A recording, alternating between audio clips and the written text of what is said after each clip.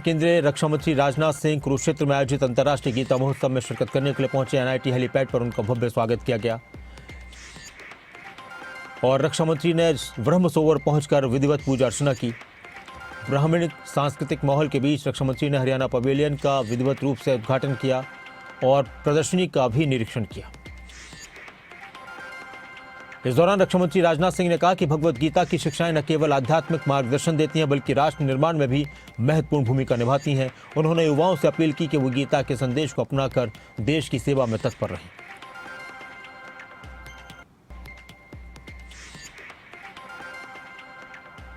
जहां 5000 से अधिक वर्ष पहले मार्गशीर्ष शुक्ल एकादशी की पावन तिथि पर समस्त मानवता के उत्थान के लिए यह दिव्य ज्ञान प्रकट हुआ था, जिसे हम श्रीमद् भागवत गीता के नाम से जानते हैं।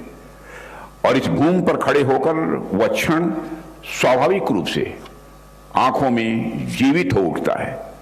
और मुझे तो कभी कभी लगता है यदि किसी को भी भारत की आत्मा को समझना है तो उसे कुरुक्षेत्र की धूल में उसका प्रतिबिंब ढूंढना चाहिए। आप सोचिए कैसा होगा वह दृश्य जब अर्जुन हाथ जोड़े भगवान श्री कृष्ण के सामने खड़े होंगे और योगेश्वर श्री कृष्ण ने मुस्कुराकर गीता का यह संदेश उन्हें दिया होगा। कैसा अद्भुत दृश्य होगा।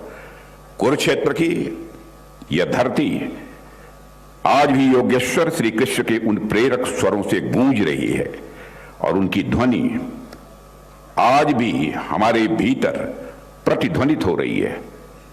मैं मानो श्री कृष्ण की वाणी आज भी यहां की हवाओं में तैर रही हो। देवियों सज्जनों, संदेह से भरे, द्वंद्व में खड़े, हृदय से विचलित अर्जुन के सामने भगवान कृष्ण ने जो ज्ञान दिया वह केवल उस समय के लिए नहीं था बल्कि सदैव के लिए था और पूरी मानवता के लिए था।